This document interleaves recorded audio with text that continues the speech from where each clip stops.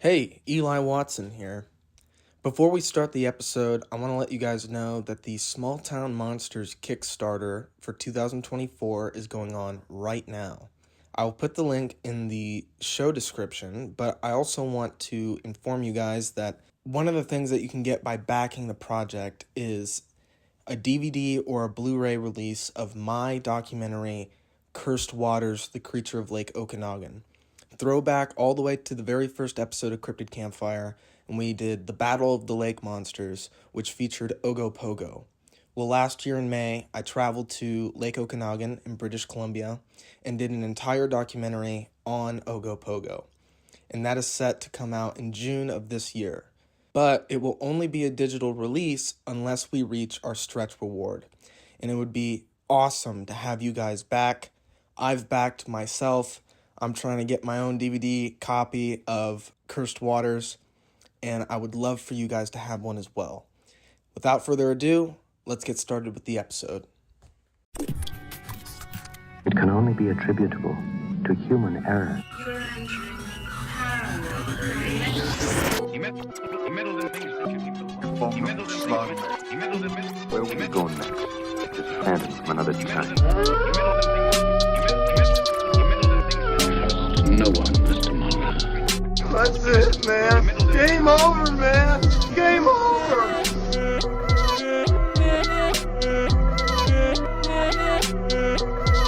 That is one big pile of shit. Hello, I'm Alex Kaiju, I'm Jasmine Maywith. And I'm Eli Watson. and today you're listening to Cryptid Campfire. Whoa, a little rusty. Merry Christmas. Happy New Year. All the things. How are you guys doing? How are your holidays? They were good. They were very, very good. I'll start off by saying I had a great Christmas. I actually showed Eli and Jasmine what I got for Christmas, which was real-life battle damage Godzilla vs. Kong toys. So I started off 2024 with some new monkey toys, so I'm in a good mood. Okay. I had a good Christmas. I think it was filled with good tidings we bring to you and your friends. Mm-hmm. Yeah, that's all I've got to say. I don't know what did I get. Oh, I think I got a television.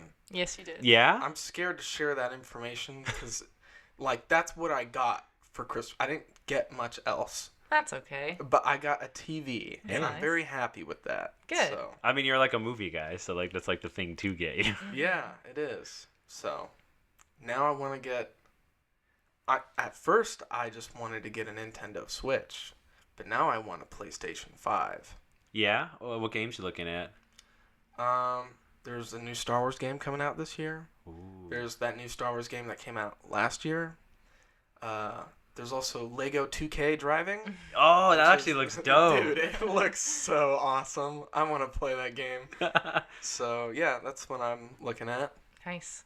I got a couple cool things. One of them being a Loungefly backpack from Lisa Frank, Zoomer and Zorbit the Aliens. Oh. If you know Lisa Frank and you know those cute little green guys in their little hippie disco car, I have a nice backpack with them. And then one of the really cool things I got that I did not expect came from my brother. So every time I go home, I go home twice a year, usually once in the summer, once in the winter. And each time we go home, for the past 2 years, I have played a one-shot D&D game with him and his girlfriend and our friend Joe. And before I went home for Christmas, my brother was really encouraging me to design my D&D character that I've been playing as for the last 2 years. And he was like real enthusiastic about it. He's like, you should use this website and actually make your character and then send me the link so that I can see it. He was like, I might print off a little picture to use when we play the game. And I was like, all right. And so then I get home and we set up for the game, and he's like, so I actually did something. And he gives me a 3D printed minifigure of my D&D character that Joey has a 3D printer at his house. And so on the website I used, you can download the I don't know what the term is, the schematics or the whatever. Specifications. Yeah. And so Joey 3D printed this figure for me, and my brother presented it to me as a gift, and I was like, this is sick! So that was pretty cool. That sounds awesome, actually. Yeah, I will say the bummer about being home for Christmas this year was it was very warm and wet. It was not snowy or crisp. Actually, that's kind of a lie. We did have one day where there was a dusting of snow. It was like a little bit that came from the sky and stayed on the ground for a little bit. You know, the ground never got fully covered, but I did get to see some snow. But overall, it was pretty warm and wet, which was kind of a bummer. But I would rather have that than dangerous icy roads, I guess. Yeah, it was kind of scary, actually. But we are going in a little bit of a different direction today. Did you want to... Well, because they didn't live in the warm and wet. They lived in the icy, cold regions. Who's they? Them. Who's them? Boys. Oh, it's 2024, baby. This is Tome Extreme 2. That had a big peak on the mic from me. I was not expecting that. No, it's mammoths. Yeah, woolly mammoths thrived in the Ice Age, which the Ice Age was not present in Ohio for this Christmas. But Ice Age is a good movie, too. I just want to throw that out there. Oh, yeah? Yeah. Yeah, shout out to... There's like 6 of them, too? Well, there's 5 mainline Ice Age films with the spin-off movie. Oh, okay, that's what I'm thinking. So, Scratch Mighty Adventure. Oh, dude. Well, there's a whole connected cinematic universe. Me and Jasmine the discovered Ice Age this. cinematic universe. It on Disney Plus. They've created so much extra content for Ice Age. It's mind-boggling. Actually, there's all sorts of like mini series that are just Ice Age related. It's taking the world by storm. But you could be asking, I'm listening to Cryptid Campfire. A woolly mammoth is not a cryptid. It's a known animal to have existed. Why are we talking about it? I'll tell you why. We've run out of ideas, folks. No, not quite. No, it's because there's claims that they might still be out there. So we're going to learn about woolly mammoths today. I actually had a lot of fun researching this episode. It felt very educational because we are talking about something that is known to have existed and is in museums and things like that. So I read a lot of good articles, learned a lot about the woolly mammoths, and I learned a lot about the geography of where they lived during the Ice Age. So did you guys want to start off talking about that? I could teach you a little bit about the steppe tundra habitat. I don't know. Really. Pass. Moving on. Well, I'm going to tell you anyway. So, the woolly mammoths, they lived in something called steppe tundra habitat, which was also known as mammoth steppe. It's an ecosystem made up of low shrubs, grasses, and sedges. I learned what a sedge was, had no idea what that was. It is a grass-like plant with triangular stems and inconspicuous flowers growing typically in wet ground. Very Are inconspicuous. we sure that... Oh, anyways, continue. Are we sure what? You're going to argue with me this early into the episode about sedges? No, not sedges. Sedges. I believe you on that. I believe the inconspicuous flowers in the I low don't- grounds. We'll circle back to this point at the end of the episode Okay. because it is relevant to Bringing it full circle. bringing it full circle, but also just like it's relevant to something that I'm going to talk about later. Okay. But also involves the environment in which they live. Because I'm not fully convinced of this mammoth tundra, steppe tundra Okay. theory. Really? You don't believe in mammoth steppe? I don't think they could walk. Yeah. Just kidding. No, They floated. Well, just wait. Oh. What? Just wait. Oh, I'm ready. But anyway, the area in which this ecosystem was said to have existed was widespread across Eurasia and North America during the Pleistocene. This was the geological time period between about 2.6 million years ago and ended 11,700 years ago. And again, those are broad generalizations. We Those are- don't have the exact year, guys. 2.6 million and 11,700, that is an estimate. It's just it's like something that like I can't even comprehend. Like 2.6 million years Yeah. is like such a big number of like I don't even know what that means.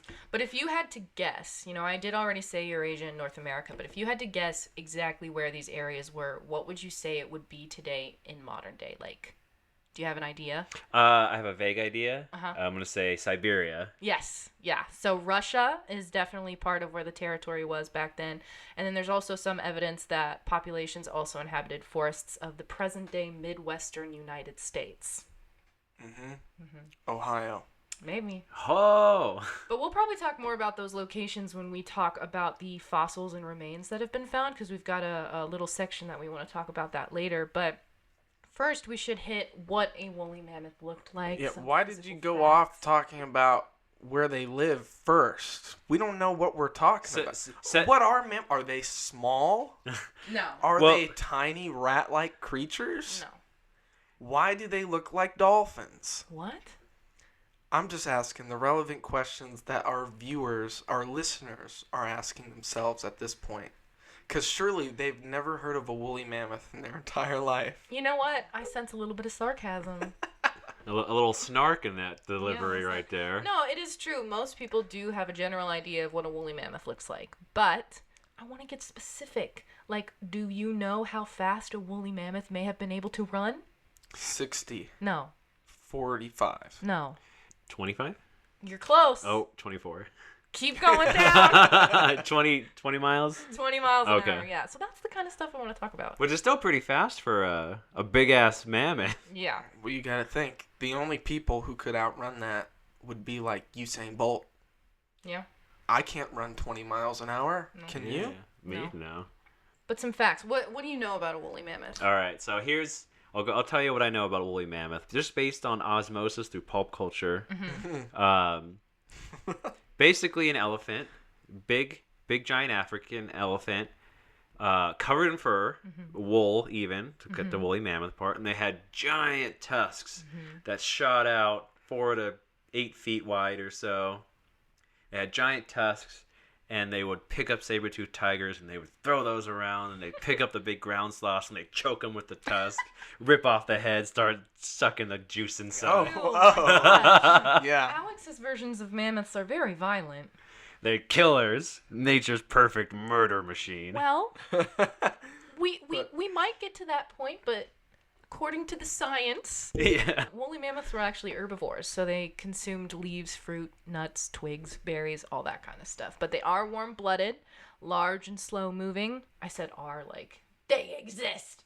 Are known to. They had short, compact ears to prevent heat loss, and they were insulated by 2 layers of thick fur. So the fur is accurate for sure, and they had 2 layers of it to help keep their blood warm. And then about the tusks, yes, they were 2 large inverted tusks, which they used potentially to throw saber-toothed tigers around, but mostly to dig and locate food. And then, fun fact, like a tree, you can look at the cross-section of a mammoth tusk and be able to tell how old it was when it died. But in addition to the tusks, they also had 4 massive molars to chew the dense plant matter that comprised the main source of their diet. And would you know that throughout their life, their molars would actually grow and be replaced up to 6 different times? So they would go through teeth throughout their life. I saw something online. I didn't get fully into it, but that makes it sense now. Like, they were like, oh, mammoths had crazy teeth. I guess elephants just in general have a whole different kind of teeth system than what we're used to. Of like, because I guess normally with elephants, they have the big giant, they're like serrated teeth that are like meant for mashing. And then it said like for the first few years of their life, they have about 6 or so. And then they just kind of start dropping out and losing them. Until like they'll have 2 by the 15, 20 years of their lives for elephants. And I guess the mammoths were even crazier. And I saw a picture of a mammoth tooth, and it just looks like a big fossil comb. Yeah. I want to bring up this fact real quick. It's funny you liken the mammoth to the African elephant when it's actually most closely related to the Asian elephant. Yeah. So they're thinking about using those for cloning. Yeah. It's like a 96 or 99. 99.6% match? I don't know. I could be wrong. I don't This know. comes back into play It does. during the environmental thing. Yeah. But you have to wonder about what type of an environment. If a mammoth is an offshoot of an Asian elephant, what type of environment would be welcoming to an Asian elephant? Because Asian elephants do not live in the tundra. I was thinking a little island off of Puerto Rico called Isla Nublar. Yeah, you're right. You have no idea, guys. You have no idea. If I may bring up some, well, go ahead. I was just gonna. There's just a couple more things to throw out there. They've Do it. got soft, fat-filled clumps along the upper ridges of their back, kind of like a camel, but not as big.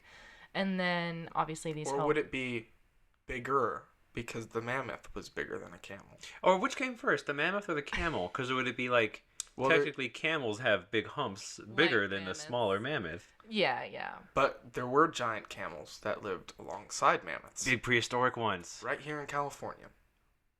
I bet they could spit acid too. Ooh. And fart electricity. Oh!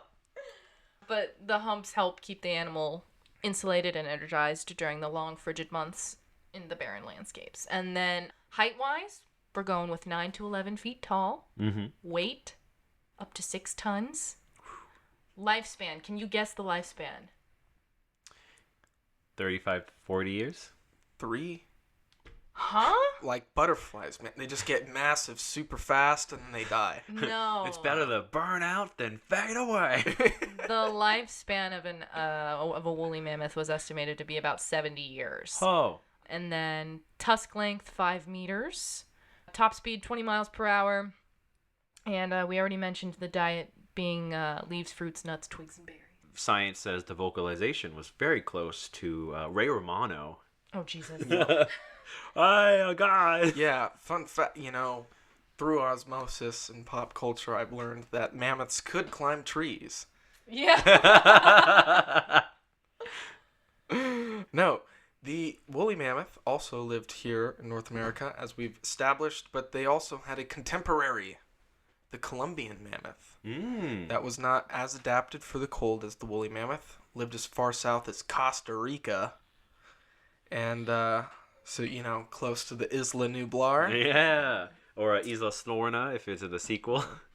And the Columbian mammoths only lived here in North America and were 12 to 14 feet tall at the shoulder, dwarfing the woolly mammoth. No, just kidding. Not quite dwarfing them. But the Columbian mammoth, this is the other fun fact about them, had a little offshoot here in California on the Channel Islands only. That was called the pygmy mammoth, that were only 6 feet tall at the shoulder. Oh. Cute. So yeah, mammoths went extinct roughly 10,000 years ago, or did they? Or did they? That is the question. Also, a question that people seem to have differing opinions on is whether or not humans lived among the mammoths. Mm-hmm. This is yes. This is yes. Dude. Let's get into a little bit of this. I discovered through a book that I owned a book that talked about woolly mammoths, specifically the existence of them today. And it was Bernard Heuvelmann's book On the Track of Unknown Animals, published I think in 1956 or so, translated in English in 1958 though. And he talks about woolly mammoths, and he goes through kind of the history of the scientific discovery of the mammoth, and specifically in relation to Russian scientists and people in Siberia and in the taiga and stuff like that. And apparently there was a lot of resistance against the idea of man living alongside mammoths, despite the fact that many of the native people said that we hunted these, we have stone tools made out, or not stone tools, they have ivory tools, right? ivory tools made from their tusks and things. And it was the view of the establishment that we did not, that there was no possible way that we could have lived alongside mammoths. They went extinct far too long ago. And that's been all changed now, because the evidence is too much to deny. So Yeah. It's funny too, because the establishment will come in, because you'll have people, natives people with history that will say, hey, yeah, so back in the day our ancestors were fighting big mammoths. They were fighting them, shooting arrows at them, jumping on the back and sliding down with a knife, killing these things. And then we use their bodies, their tools for food, their bones for tools. And then the people will just be like, nah, that doesn't sound. That sounds a little Like, too what do you mean? This is our human history. This is like the cool aspect. yeah. But yeah, it just, that opened my eyes, because we take it so much, through pop culture nowadays. Like the first Ice Age movie features cavemen. They're trying to get the baby back Yeah, to the exactly. cavemen. And But it blew my mind to think, like, 100 years ago, in the 1920s, that was not the view. They would have, like, watched Ice Age and been like, this is impossible. That would have never happened. Yeah. Because mammoths don't talk. No, I'm just kidding. It was like, yeah. They're like, I don't believe in the Ray Romano. It's a myth. Yeah. So it wasn't until, like, the 1930s or 40s that it was accepted that people lived alongside mammoths. I didn't realize it was that recent. Yeah. It's It's pretty wild. Yeah. Jeez. But a lot of the evidence that humans did live alongside mammoths does come from caves that can be found in like England, Spain, and France. The most notable one being the Rofenyak cave, which is located in a mountainous area of southwestern France. Inside this, they call it the Cave of 100 Mammoths. There are more than 250 paintings and depictions etched into the stone walls, as well as bones and tusks fashioned into tools, art, furniture, and burial items, like we've already said. There's evidence that humans, in addition to using the tusks and bones and things like that, they also use it as a source of protein. Obviously, if you hunt an animal that large, I'm sure the meat on that would give you good sustenance for a while. And then we talked a little, well, about the killing thing. Death, murder. Humans are probably partly responsible for the extinction. I of disagree the with mammoth. that, You too. disagree? Okay, why? Because, like you just brought up, if you kill one mammoth, how many people could that feed and for how long? Okay. Why would you need to kill 20 mammoths Yeah. at a time? Well, that's just the question of. 'Cause then you're not even you don't have refrigeration. So Wait, don't you live in the Ice Age though? Isn't the whole continent refrigeration?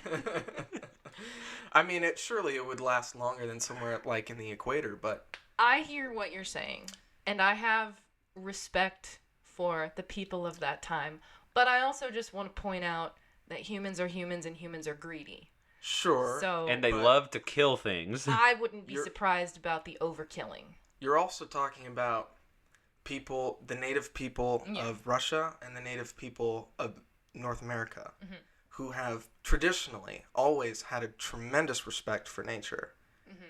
Never in the entire history of Native Americans in North America did they overhunt bison. It wasn't until the white man arrived that we killed them by the tens of thousands. Sure. And you're talking, the bisons were contemporaries of woolly mammoths. You also had the Columbian mammoths. You had the giant camels. You had the saber-toothed tigers. There was no shortage of large game, not to mention the deer and the elk that already lived there. So there was no reason to hunt down mammoths to the point of extinction and then blame that on natives who have no history of overhunting. Well, not to be devil's advocate, but it's that thing. If you say there's no reason.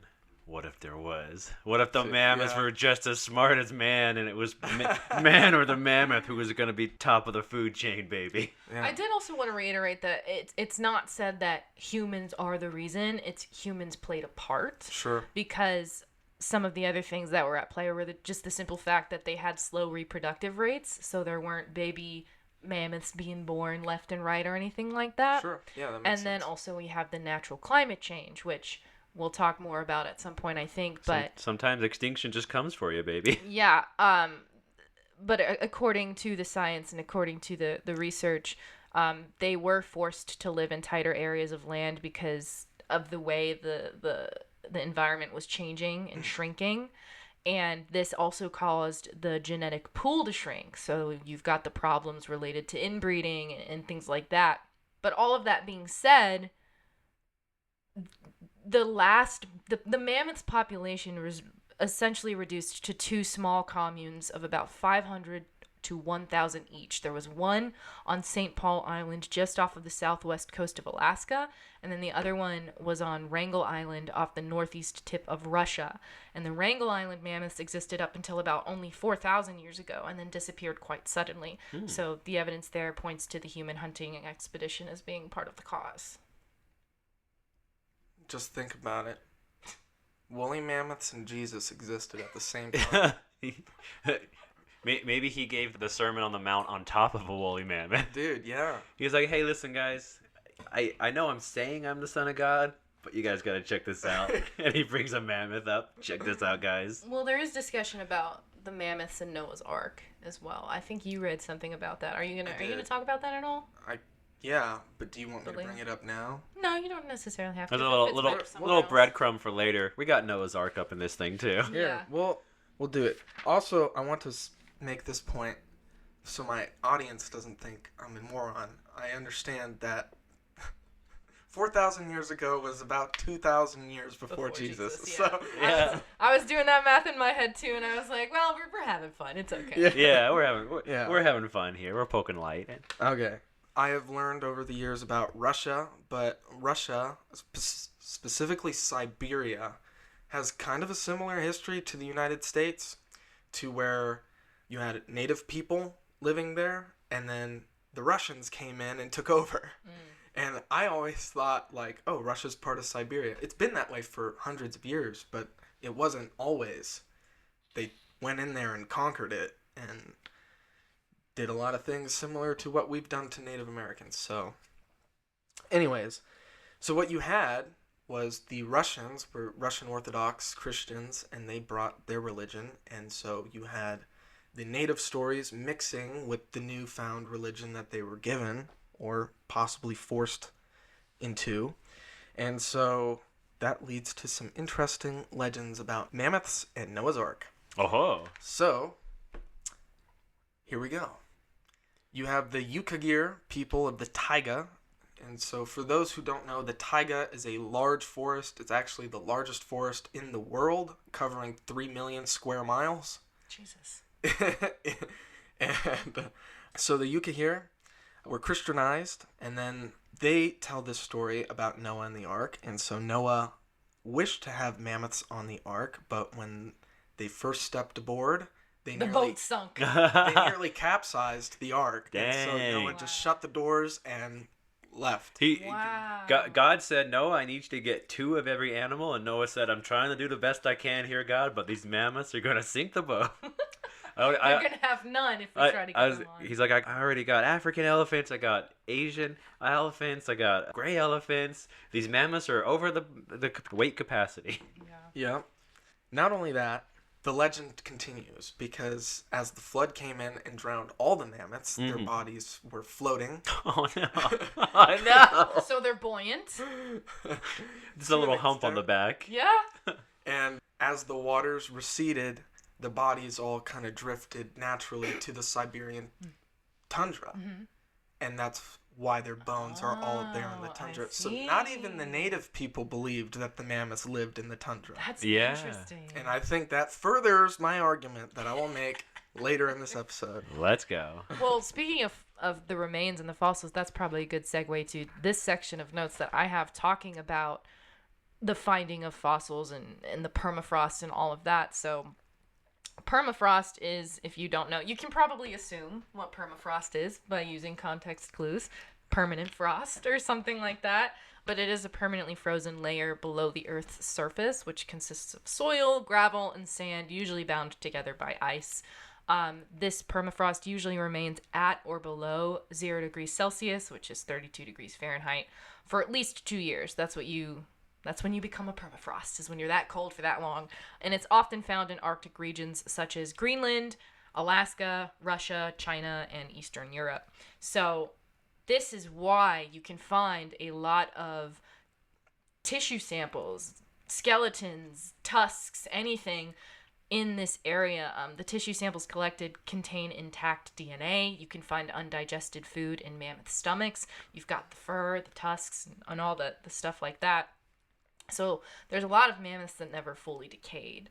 And according to the Mammoth Museum in Yakutsk, 75% of the world's known mammoth and related graves with preserved soft tissue were found in Yakutia. And so Yakutsk is the city and capital of the Sakha Republic, which is also known as Yakutia. And this is in far northeastern Russia, which Eli's been talking about Russia. So there's all of that. And then I have some examples of some of the best preserved mammoths, if you guys were curious. Very curious. Okay, so the best preserved Siberian woolly mammoth to be found so far was discovered in the permafrost of Yakutia in 2010. They named her Yuka. And there are varying estimates on the exact age she was when she died. Some people say she was 6 to 8. Other people say she was 2.5. But regardless of that argument, it is known and agreed that she was a juvenile when she died. But the remains are between 28,000 and 39,000 years old, which I feel like is a big bracket, but you can only do so much with things that old, I guess. What's a couple 3,000 years in between? Yeah. But that is what is agreed upon as the most well-preserved mammoth remains that have been found. And you can see pictures online. And it's very interesting because the way that they have it displayed, the way that the fur lays, it literally looks like it's walking through wind. If you want to find the best preserved mammoth that was found in North America, that's going to be a little one known as Nunchoga. This was found in 2022, so fairly recent, 2022. Whoa. In the Klondike goldfields of Canada's Yukon territories. But Nunchoga was another female who was probably about only a month old when she passed away more than 30,000 years ago. And the geology of where she was found indicates that she was probably grazing across the grassland when she strayed from her mother's side and got stuck in the mud. It's like Ellie from Ice Age 2. Bro, don't even talk about this movie to me. For any of you who've seen Ice Age 2, there's a moment where you are taught what Ellie's past is. And it is a very heart-wrenching scene, and I cried immediately. Like, we're watching this fun animated movie about some talking Ice Age animals, and then they throw this scene on the screen, tears. Tears right away. And I'm not exaggerating. I literally cried. Oh, yeah. I believe Anyway. it. But yeah. Straight for the heart, man. And then I got one more mammoth I want to talk about because it's so interesting to me. So we talked about some well-preserved ones. Now I want to talk about a strange one. So this one's called the Jarkov mammoth, and it's named after the 9-year-old boy who discovered it. His name was Simeon Jarkov. This mammoth was 47 years old when it died. So we've got an adult here rather than a poor little baby. 20,000 years ago when this one passed away. This was discovered in 1997 on the Taimyr Peninsula in Siberia, Russia. So we're back to Russia. And it was still so I don't even know if you can say the mammoth was found. The tusks were found. And so the tusks were found, and the body of this mammoth was embedded in 23 tons of mud and ice. And when it was excavated, it was literally like a big block with tusks because the body had not been removed. And it still hasn't because they tried getting in there. They actually used hair dryers to melt layers of the ice, and they realized that the carcass was probably not fully intact, so they didn't like fully melt it or anything like that. So the block, which this woolly mammoth remains in, is for scientific purposes held in an ice cave in Katanga, Taimyr. And if you look up pictures, it looks like something out of a cartoon or a funny movie or something because it's literally a big cube of mud and ice with tusks sticking out of it. Wow. Man. Sometimes the universe just says, hey, you want to see something funny? Yeah. And then in addition to like the remains that we've been talking about, you can also find footprints baked into the stone on the riverbanks of Alaska and Canada and places like that. Baked in. I just realized you had a story about some North Dakota fossils that we didn't get the opportunity to talk about because I ran so quickly into the indigenous legends, which I still have more of. But can you tell us about what you read? Let me read a little bit of the article for you guys. This article is January 7th, 2024. Oh, Whoa. wow. So it just happened, and it's from Britannica.com. Coal miners in North Dakota unearthed mammoth tusks buried for thousands of years. And Bismarck, North Dakota, the first person to spot it was a shovel operator working the overnight shift, eyeing a glint of white as he scooped up a giant mound of dirt and dropped it into the dump truck. Later, after the truck driver dumped the load... After the Not all three of us laughing at that. The dozer driver was ready to flatten the dirt, but spotted for a closer look when he too spotted a bit of white. Only then did the miners realize they had unearthed something special. A 7-foot-long mammoth tusk that had been buried for thousands of years. Oh. And they just kind of go on to talk about, like, after spotting the tusk, crews stopped digging the area, called in experts who estimated it to be 10,000 to 100,000 years old. should have taken that tusk and sold it. Anyways. We need an expert. Oh, hi, I'm an expert, and I'd say 10,000, maybe 100,000. Yeah. It's hard to, like, thanks a lot, dude. That is exciting that that's so recent, though, because it's just very timely for our episode. Yeah, and it's funny, too, because we've been talking a lot about Canada and Russia, but in North Dakota, able to find a tusk as well. So it's just interesting to think of. I mean, I don't know, just for me as someone who grew up with pop culture of, mammoths, saber-toothed tigers, they were in the Ice Age. It was like 2.3 billion years ago or whatever. It's fun to think, it's crazy to think that, just in North Dakota, some guy's digging the dirt. He's like, I found a mammoth tusk. Yeah. Oh, and I'll throw this real quick. Other areas have yielded more mammoth remains, such as bone beds of skeletons in Texas and South Dakota as well. And then they talk about they found frozen carcasses in the permafrost of Canada and Siberia, which we just mentioned. Oh, and this is pretty funny. This is my favorite quote. Because I talked to some guy. I don't know his full name, but his last name's Ullman. I believe he's like a expert. Oh, Paul Ullman of the University of North Dakota. He's a vertebrate paleontologist. Ullman calls mammoths the media superstars almost as much as dinosaurs, citing the Ice Age film franchise. Nice. What? He said, props to Ray Romano. You've done a lot for the mammoth community. And Queen Latifah.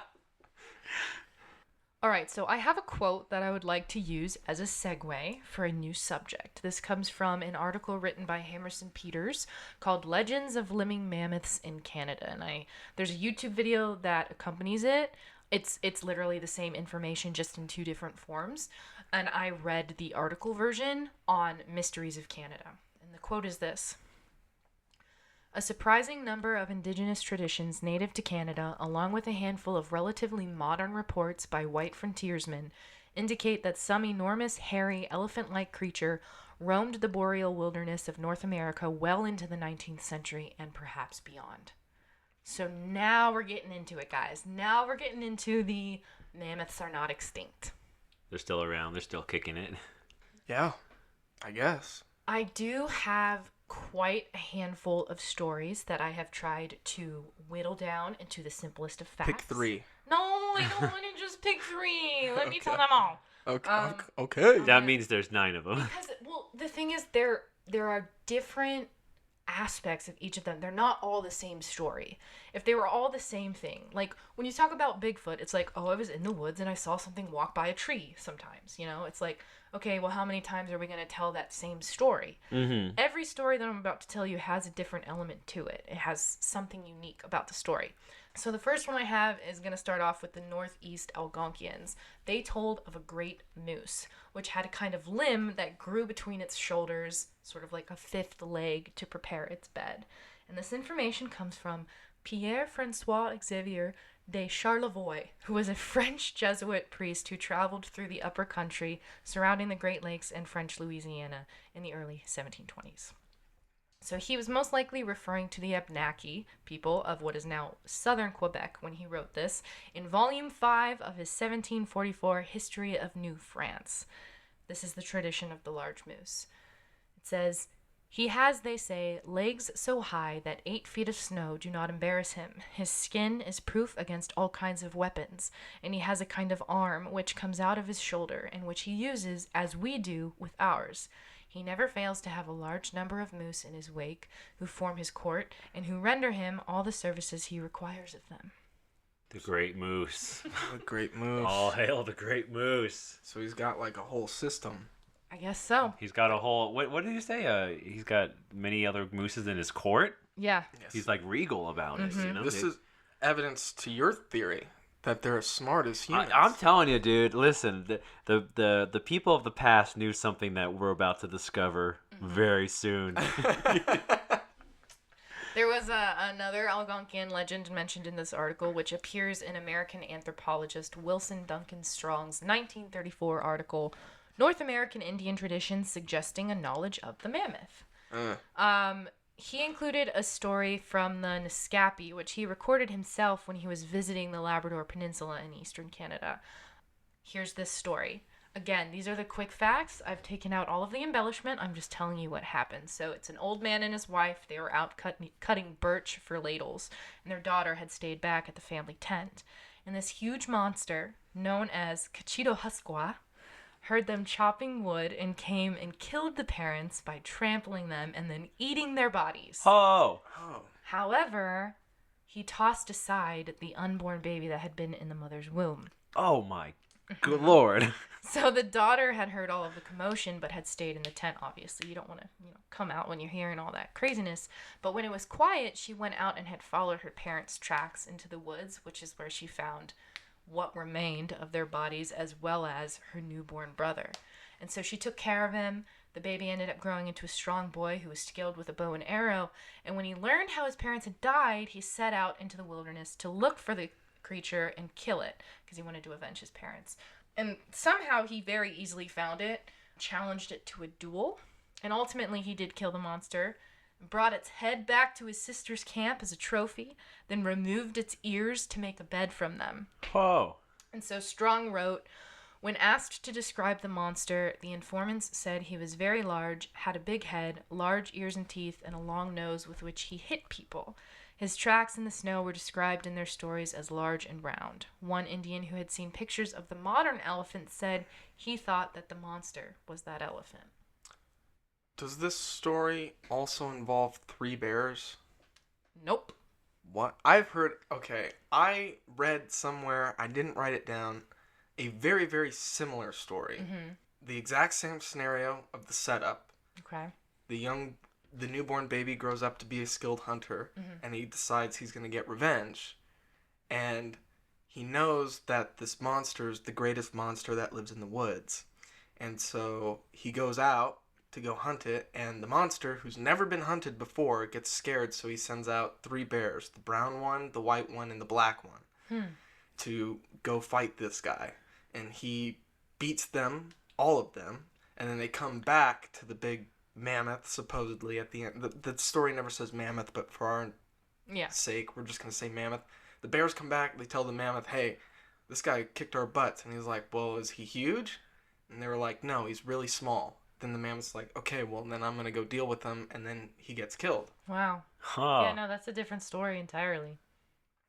It's got the same beginning and end. Yeah. That's wild. Yeah, they tend to. There's also the Casca de Nez, whose traditional homeland includes northern British Columbia and the southeastern Yukon. They have traditional folk tales which strongly imply that their ancestors encountered and were sometimes attacked by living mammoths.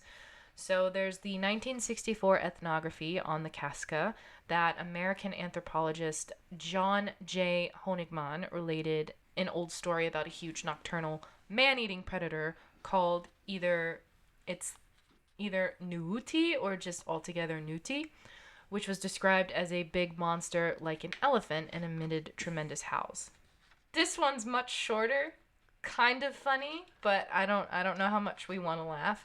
But in this story, the Nuuti stalked a band of Casca whom it intended to eat, and when the band's medicine man approached it, the creature swallowed him whole. However, the shaman did eventually come out the other end. Oh. He was unharmed, but he was so stinky that they smoked him in a fire of rotten wood in order to purify him. Ho ho. He happened to have a spoonful of sugar in his hand too. Makes a medicine man go down. Yeah. And then more on the Casca people. So there's the 1917 ethnography written by Scots-Canadian anthropologist James Tate. He also has a traditional story. In this story, the animal is called an atix or an antix. He described it in a footnote as a very large kind of animal which roamed the country a long time ago. It corresponded somewhat to white men's pictures of elephants. It was of huge size, in build like an elephant, had tusks, and was hairy. These animals were seen not so very long ago, it is said, generally singly, but none have been seen now for several generations. Indians come across their bones occasionally. So this story is about a husband and wife and a newborn baby who were out hunting for beaver on the lake shore in the winter. The wife was hauling some of the kills back to camp with the baby on her back when she was approached by this creature. She was scared, obviously, so she fled. She left the kills behind. And so when she got back to camp, she was telling her husband about what had happened, and he did not believe her. said something about how she was making an excuse for, like, basically cheating on him or something like that. Like, he just didn't believe her. But that night, the animal came to their camp and ate her husband. And so she ran away, but it followed her. And she ended up running to another group of Casca who were out on the ice and warned them that the animal was coming. And they decided to cut holes in the ice to weaken it so that when it got to the ice, it would fall in. And it did fall in, but it didn't drown. The water was not deep enough. So instead, it started walking along the bottom of the lake. Oh my god, Dude, coming back. unstoppable. And it was using its tusks to break the ice as it got closer. The Terminator song starts playing. Do do do do do. But then there was a young boy who was an outcast from this band, so it's kind of a hero's story for him because he used his bow and quiver to shoot multiple arrows into the creature's head, eventually killing it and then becoming a great medicine man. Whoa. Wow. That's kind of wild. Damn, these are some crazy stories. I know, right? Which is why I wanted to tell them all. I know I'm going kind of fast, but like this is like an info dump for you guys. So there's dozens of allusions to living mammoths in North America that appear in the journals, letters, and memoirs of frontiersmen throughout the 19th century, most of them being references to these native legends. So in a letter to a friend dated February 8th, 1913, Canadian prospector and former Royal Canadian Mounted Police officer Poole Field mentioned the mammoth. This is more of a general statement. He doesn't really have a specific story, but he was talking about the Dene tribe native to the Mackenzie Mountains, which is where he lived and traveled at that time, and he had written, "They have tails of enormous animals, such as the mammoth, and spiders as large as full-sized grizzly bears, and long worms that are supposed to be alive today, and nobody can save them from these animals but their doctors. Some of the Indians will tell you that they have seen these animals." Oh, I'm worried about the grizzly-sized spiders. Yeah. That's wait, I gotta deal with mammoths and giant spiders now too. So we had a well-known cryptozoologist mentioned at the top of this episode with Eli talking about the book that he read from Heuvelmans. But did you expect... You. No, who's the famous... Heuvelmans. Oh. Bernard, you might know him as.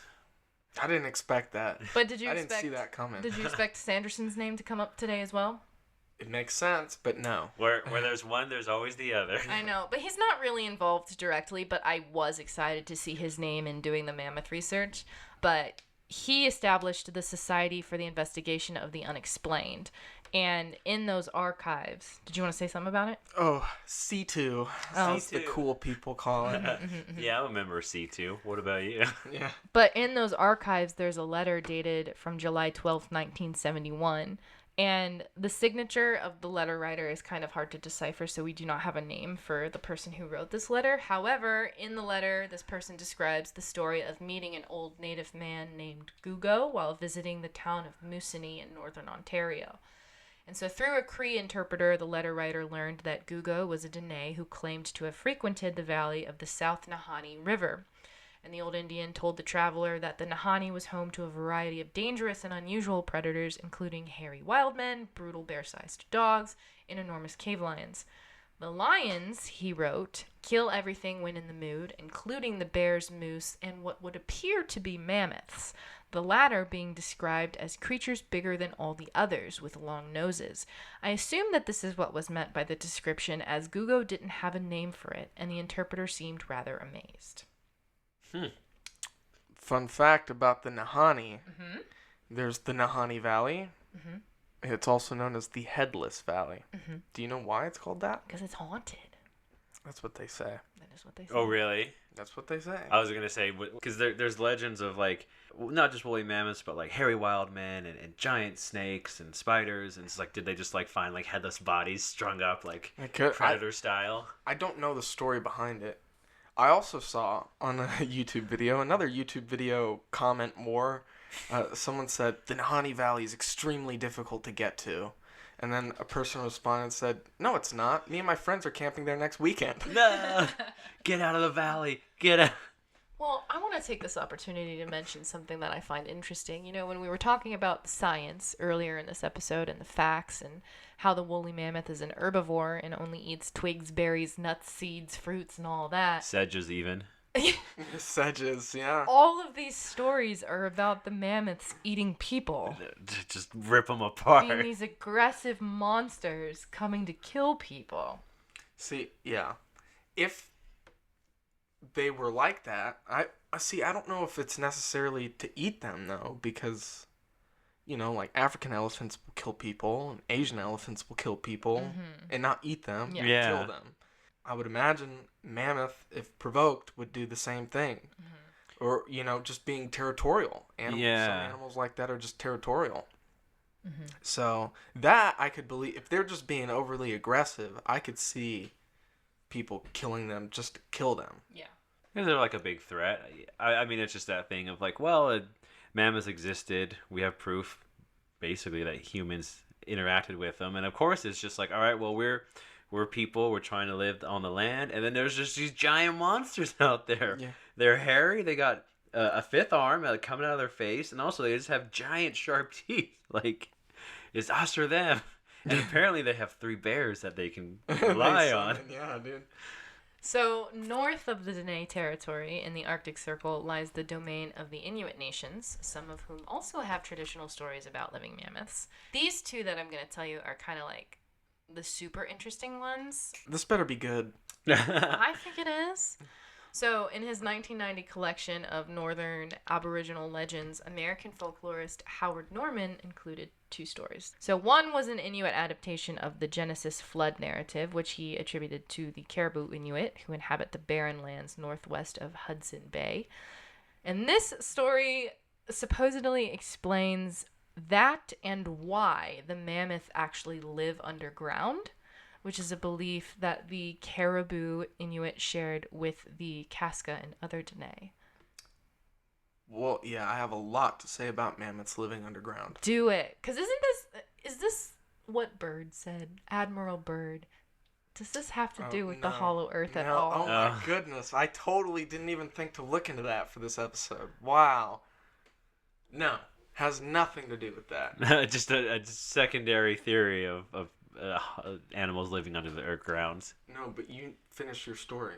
Okay. So, American ethnologist Edward William Nelson elaborated on this belief in his 1899 book, The Eskimo About Bering Strait. He wrote, "The bones of the mammoth, which are found on the coast country of Bering Sea and in the adjacent interior, are said to belong to an animal known as Kalugawuk.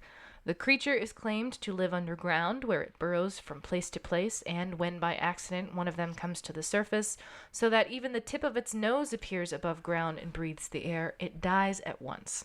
This explains the fact that the bones of these animals are nearly always found partly buried in the earth.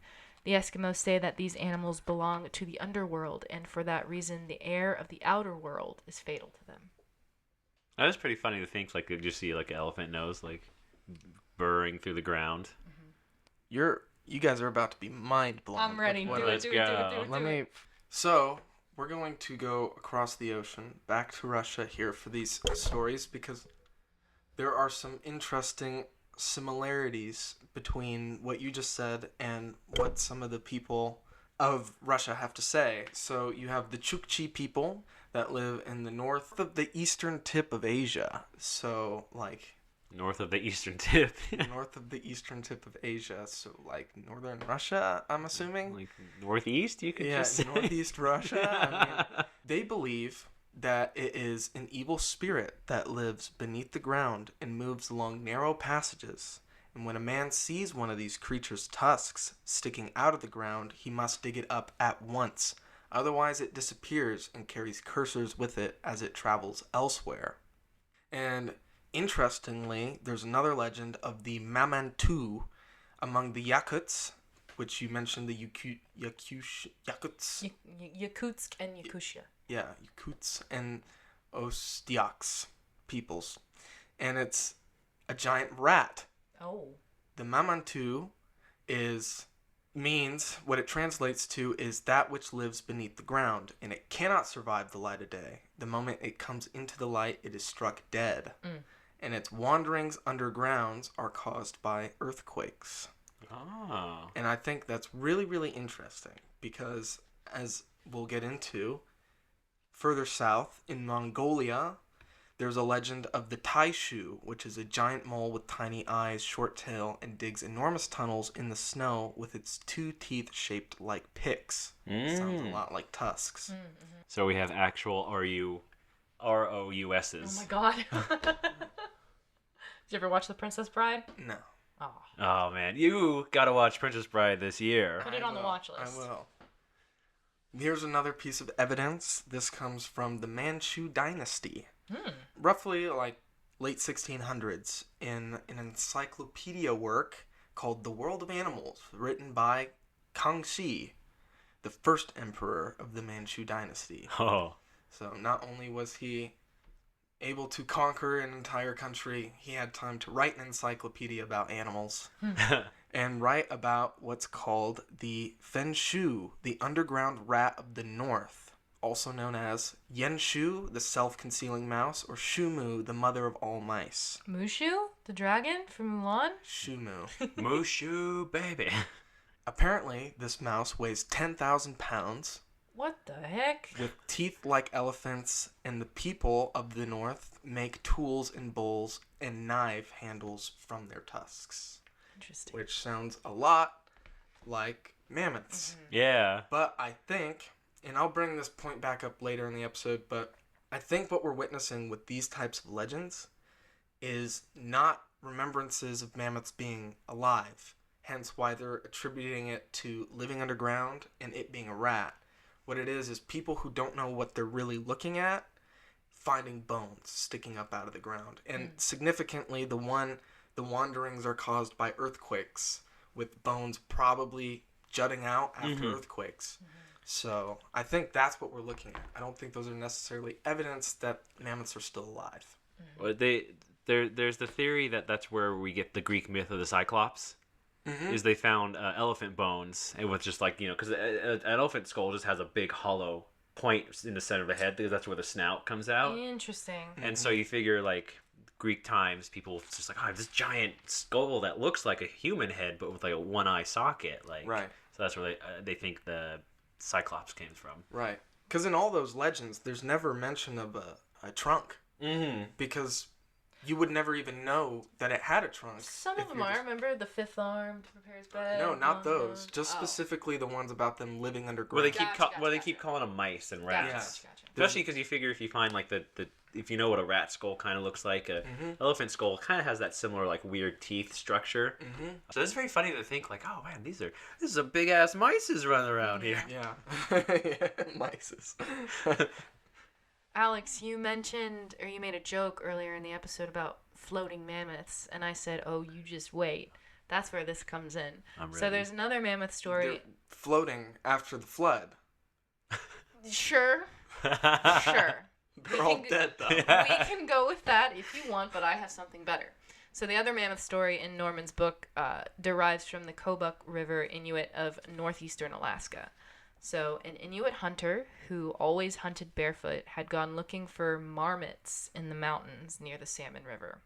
And the informant who told this story said, while he was up on the mountain, the weather had gotten foggy. He stayed on the mountain trail, and when he looked down the creek, he saw some great big animal walking along as though it was floating, barely touching the ground. He could see its breath. This animal was Kaligluk, or mammoth, which the storyteller asserted come around now and then. This was a great, huge animal with long, curved ivory tusks growing out of its head. The mammoth was pursued by 3 strange hunters armed with spears who also floated down the game trail without their feet touching the ground. The storyteller explained that these hunters were ancient medicine men who lived in the sky and only came down to earth to hunt during heavy fog. The sky people killed the mammoth and invited the barefoot hunter to join in the subsequent feast, kindling their fire from wet wood they retrieved from a lake.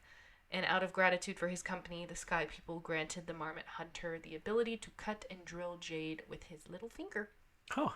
Ding, ding, ding. What Knife. tarnation. Yeah. So, not only do we have a ghost mammoth, we have ghost hunters hunting it. There's plenty of shows about ghost hunters. What are you talking about? So, We not got- even in the afterlife can a mammoth escape being overhunted. I know. This is where Ghost Riders in the Sky starts playing.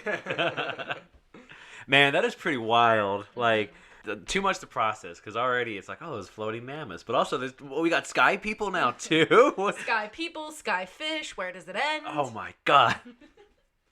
It's true. Sky foxes. But that is the conclusion of all of my indigenous oral traditions that I wanted to get out today because those are good. I gotta say, those are freaking awesome. And the credit does have to go to Hammerson Peters because I read about all of those in his article, which he took from the primary sources. So he is the one who looked at the letter, looked at the books and the articles and everything like that, and compiled this information for other people to absorb. Can I share? Hammerson Peters, I've talked to him briefly a couple of times. He's a really genuine, nice dude, and he does a lot of really good research. His YouTube channel is Mysteries of Canada, I think, and there's some good stuff on there. So. Hey, that's awesome to hear. Yeah. I want to check it out more. I'm like hooked right now. I'm like hooked on a mammoth tusk right now. Yeah. Or you could go there, or you could watch Ice Age. Oh, Ice Age 2, the meltdown. It's the same thing. Extremely factual. I mean, because you have Ice Age 2, the meltdown, followed by Ice Age 3, Dawn of the Dinosaurs, because everyone knows that after the Ice Age, the dinosaurs came. Well, it's so funny because I've only ever seen the first Ice Age. I don't think I've seen any of the other ones. Whoa, you're missing out. I gotta track it down now because I'm really curious because I remember I saw the first one in theaters probably like 2002 it came out. Dude, it was super early, yeah. But there's a part where they're like, we got to get through this ice cave to get to the other side, and they see a frozen UFO and they see a frozen dinosaur, and it was like, there's a little nod that the dinosaurs were before, and then they said, F it, bring the dinosaurs in for the sequels. Yep. But they're in the hollow earth in that ice chamber, right, or something. I don't know. I haven't watched the third one yet. I used to be obsessed with Ice Age 2. Not just Ice Age. Ice Age 2 specifically. Yeah, I had the video game on PS2 and on Game Boy Advance. That's amazing. And I've seen Ice Age 3 and Ice Age 4 both once. Wow. But I've never seen Ice Age 5. Yeah, what is that one? The asteroid one? It's called Collision Course. Yeah. Probably, that sounds like an asteroid movie.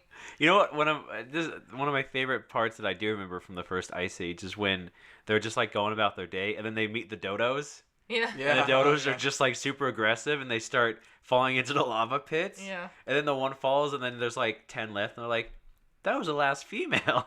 What now?"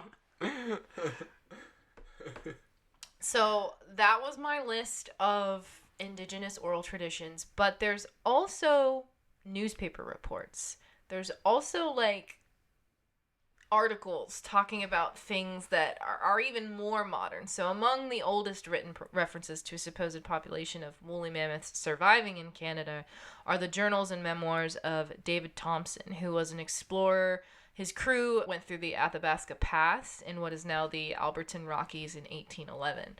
And so in his various writings, he described a strange discovery that he and his men found on January 7th in 1811, just prior to their ascension of the Athabasca Pass. So it was Thompson, his 4 native guides, and 7 French-Canadian voyagers. They came across large tracks in the snow, and the snow was somewhere between 4 and 8 inches. And whatever had made the tracks appeared to have walked south for some time before heading back into the forest. And according to the natives he was with, the tracks appeared to be about 6 hours old. Each print consisted of a large circular impression, which Thompson called the ball of the foot, crowned with 4 large toes tipped with short, thick claws. They determined that the tracks measured 14 inches in length and 8 inches in width, and that the toes were between 3 and 4 inches long, and that the hind part of the foot did not make a substantial imprint in the snow. So the guides appeared to have believed that the tracks had been made by a young woolly mammoth, claiming that those ancient elephants were still known to frequent the headwaters of the Athabasca River. So they claimed that the mammoths stood 3 fathoms high, 3 fathoms being equivalent to 18 feet, and slept standing upright, leaning against large trees. And for some reason they suspected that their legs didn't have joints, but they could never verify that because they never managed to kill one. But they said it would be dangerous to pursue the animal into the forest because their musket balls would do very little damage. And Forest. Keep that in mind. Okay. And Thompson suggested that the tracks were actually made by a large old grizzly bear whose claws had worn down, but the natives shook their head and just expressed their desire to keep moving. You said, how big were the tracks? I want to look at how big a grizzly tracks are, because I feel like it's too big for a grizzly. Yeah. The tracks measured between 14 inches in length and 8 inches in width. Whoa. Okay. But while you look that up, I'll say Thompson admitted in later writings that he was very puzzled by the whole thing. Like, he said, it's probably a grizzly bear, but in his mind, he didn't really believe that. He wrote that the sight of the track of that large beast staggered me. And he went on to say that he had puzzled over the mystery ever since he had come across it on that strange winter day in 1811. There were 30 years between the incident and the time that he wrote that information. I have some information concerning grizzly bear tracks. Okay. I will not say that it's an impossibility, because according to this website, beartracker.com, the hind track of a grizzly bear is on average 11 inches long and 6 inches wide. Okay. So just a few more. I mean, considering that there's some bears that are bigger than the average. Yeah, bigger than the average bear. Smarter, too. Yeah. And they wear hats and wear ties. And they eat picnic baskets. Hey, boo-boo. There's some American newspapers that had articles about woolly mammoths as well in the late 1800s. So there was an American fur trader named Cola F. Fowler, which I think is a really cool name, just as a side note. My name's Cola. This appeared in the May 5th, 1889 issue of the Philadelphia Press. So Fowler was an employee of the Alaska Fur and Commercial Company who spent the 1880s working various trading posts throughout Alaska. And in 1887, he left his post at Kodiak Island and went to the headwaters of the Snake River, which is a waterway that empties into the Bering Sea at Nome, Alaska. Wow, Nome. Yeah. That's way up there. And while he was there, he met with a chief of a local Inuit band to inspect some of the ivory tusks that the natives had collected in the wilderness. He wrote, I subjected the ivory to a rigid inspection, and upon 2 of the largest tusks, I found fresh blood and traces of decomposed flesh. So when he pointed this out, the Inuit chief informed him that 3 months prior, a handful of young Inuit hunters had encountered a small mammoth herd about 50 miles to the north and managed to kill an old bull and a cow with their large caliber muskets. And so then the chief brought over the trader to, the chief took Fowler to the guy who had led the hunt that these tusks were collected on and asked him to tell the story. So then Fowler wrote, he told me a straightforward story, and I have no reason to doubt its truth. He and his band were searching along a dry water course for ivory and had found a considerable quantity. One of the Indians who was in advance rushed in upon the main body one morning with the startling intelligence that, at the spring of water about a mile from where they were, he had discovered signs of several of the, quote, big teeth. The chief immediately called about him his hunters and started for the spring. They had nearly reached it when they heard loud, shrill, trumpet-like calls, and an enormous creature came crashing towards them through the brush, the ground trembling under his footfalls. With wild cries of terror, the Indians fled, except for the chief and the scout who first discovered the trail of the monsters. They were armed with large-caliber muskets and stood their ground, opening fire on the mammoth. A bullet must have penetrated the creature's brain, for he staggered forward and fell dead, and subsequently, on their way back to their camp, they overhauled a cow, which was evidently the mate of the first one killed. Wow. And then the Inuit drew an image of the creature in the clay with like a stick or something, and it resembled a woolly mammoth, except it had smaller ears, bigger eyes, and a longer, more slender trunk, which I feel like those differences, that could just be his artistic ability. Yeah, now we're splitting hairs on just like the eyes are a little bit bigger. It's like, hey, give me a break. I'm trying to draw with a stick and some clay. However, the noticeable difference was that the creature had 4 4-foot-long tusks in addition to the two curved 15-footers, which you're like, oh, so that's like 6 tusks, right? But in his commentary on the story in a 1996 book called Strange Stories of Alaska and the Yukon, author Ed Farrell observed that the picture that this Inuit person drew is consistent in appearance with a oobledan, or a 4-tusker, which is an ancient relative of the woolly mammoth, which was unknown to science at the time that this story happened. They're still there. That's what I'm saying too. Is like we do episodes about like, oh, you know, these prehistoric creatures that still might be amongst us, or these cryptids, and then you'll have the native people of the area who are like, well, we deal with this, and it, you know, sometimes we have to duck our heads or don't go out at night, and people are like, what are you talking about, you goofballs? Like, none of this is real. And they're like, well, here's what it looks like, and they point to a picture, and the person's like, you mean this? Yeah. You're seeing this? Like, Yeah. Now, did you have information about ivory tusks that you wanted to share? Because you might be sitting there wondering, why are people looking for ivory tusks? Well, I'll tell you. At least in the modern day, selling mammoth ivory is 100% legal. So the ivory trade for a long time has been kind of plagued in some poaching methods because it involves killing an elephant, and if you're not killing it, you're putting it down, cutting off its tusks, which do not grow back, and therefore limiting its chances of survival because it does use its tusks for things. And, you know, people take the ivory so they can make little sculptures out of it and piano keys. So, you know, fun. it's like the most like redundant use of natural resources. Well, to combat that, because we can't stop people from wanting ivory, we decided to legalize the selling of mammoth ivory because, I mean, the mammoths don't need them anymore. They're dead. So, roughly 60 tons, and 1 ton is 2,000 pounds. 60 tons of ivory a year is exported out of Siberia, typically into China, where sometimes it's mixed in with poached and illegal elephant ivory. But that comes into the differences between the ivory, because elephant tusks and mammoth tusks grew differently. Anyways, it's possible to tell the difference, but I won't go there yet because I want to tell you that, so you're talking about like how long these tusks are, 15 feet long. On average, a 13-foot tusk will weigh 150 pounds and be worth more than $60,000. Wow. So that breaks down to about $800 a pound. So if you can go and like get a couple of tusks and sell them, you're making a living. And people do that. I read a National Geographic article on like people, their entire job is they go out for like 3 months out of the year and go and find mammoths sticking out of the ground and remove the tusks and then bring them back and then sell them. And they're making $300,000 a year. All right, it's time. That's how we're gonna finance Cryptid Campfire. Dude, I would do it.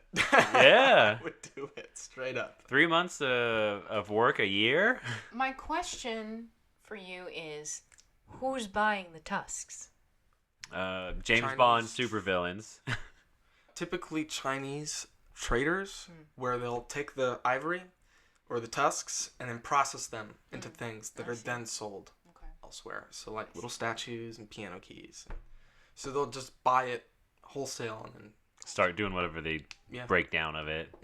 Huh. You're talking about moving hundreds of pounds of tusks across barren and cold landscape, but I think I would rather do that than work a customer service job ever again. Yeah. I do want to bring up some other pieces of evidence that point to mammoths still being alive that kind of go off from the newspapers. And this takes place in Russia. And I'll kind of go in chronological order here, but there was a guy named Peter Alexievich Gotstov, and he was a collector and researcher of Russian poetry. In 1894, he was appointed as a forensic investigator of the Tobolsk province. I don't know what a forensic investigator did back then, because, like, fingerprints and stuff weren't, like, a thing back then. But anyways, what ended up happening is he was kind of like an anthropologist, and he studied a lot of the local legends and stuff, and interviewed a lot of the natives, and he published a book called The Mammoth, The Western Siberian Legend in 1907. And, I set this up beautifully and realized I could not find the book. I don't know how you get access to it, or if there's even an English translation of it, because it's probably in Russian. Sure. But the next comes from Redditor user Crofter number 2. Ah, yeah, number 1 was taken. Yeah, I guess so. But this involves 1927, American explorer Anthony Fiala planned an expedition to the Siberian taiga to search for mammoths. And what happened? Apparently, He found them.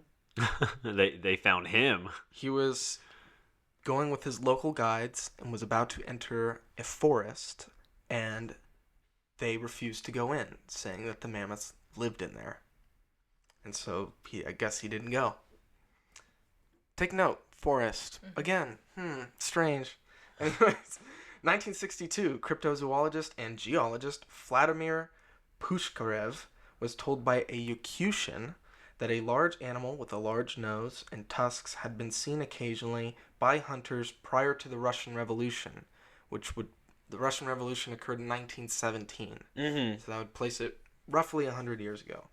And then in 1982, Yakutian hunter Nikolai Damin told some geologists that he had come across a series of tracks the size of a household basin.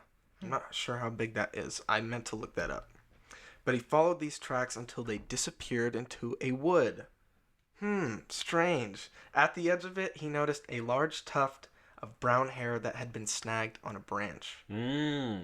Oh, and this is the really crazy one. Are you guys ready for this? I'm ready. Okay. In the same year, 1982, a Soviet science journalist, Yaroslav Kirillovich Golovanov, what a name, published a letter he received from a man named Albert Moskvin, who was living with the Mari people in the Mari Autonomous Soviet Socialist Republic. I'm not sure exactly where that is or was. And this man had mammoths described to him by the Mari people. And they called it the Obda. And it still existed, though in much fewer number. And they moved in herds of 4 to 5. And they defended calves from blizzards by forming circles. And raked lichen into heaps using their tusks. And even carried out ritual funerals for their dead herd members by digging up the earth and moving the corpse into it and then covering them up. Kind of similar to actual elephants. Yeah, elephant graveyards. It is reported, according to that letter, that they are kind and affectionate, though they can be aggressive, which is totally counter everything we've talked about. Yeah. However, there is a story of them being very aggressive, and that is before the Russian Revolution. Again, Russian Revolution was 1917.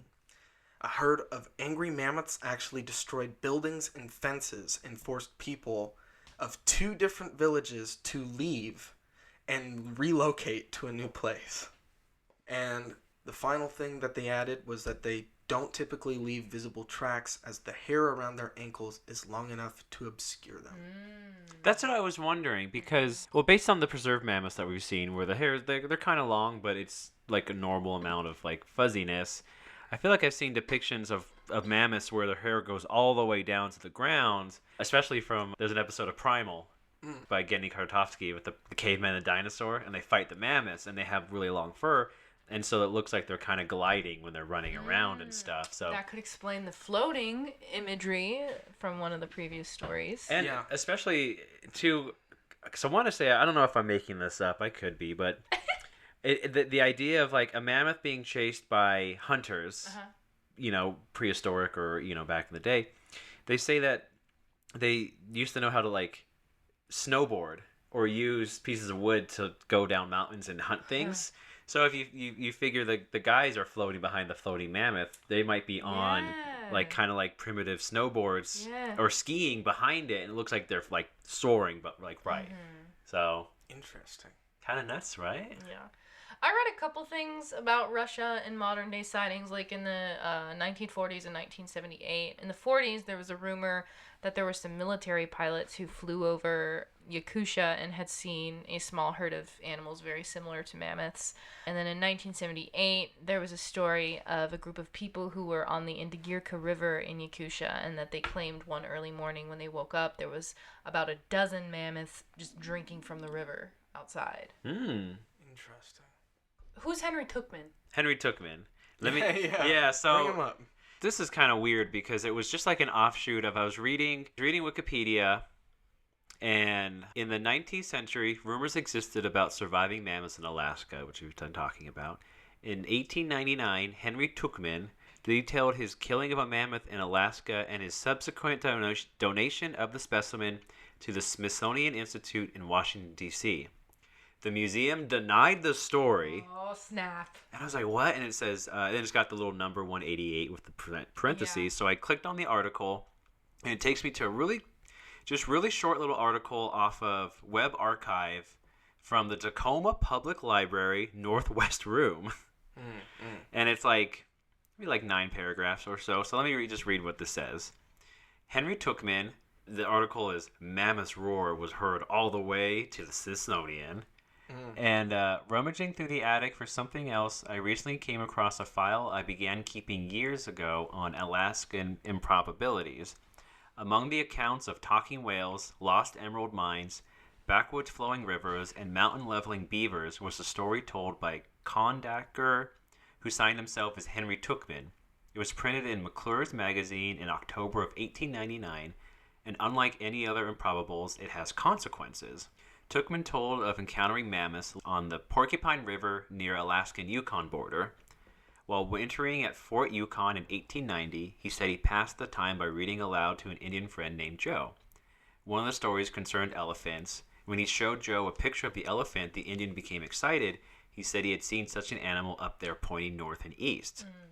Joe said he had been hunting on the upper Porcupine River when he came across a cave filled with bones of big animals.